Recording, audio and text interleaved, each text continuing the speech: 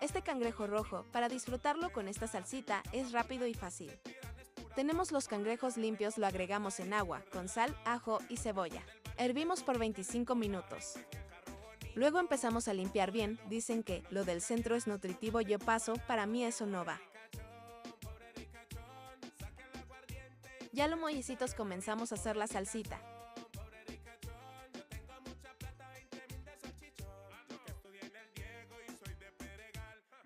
Tenemos 6 limones, cebolla morada y un ajo. Sal al gusto.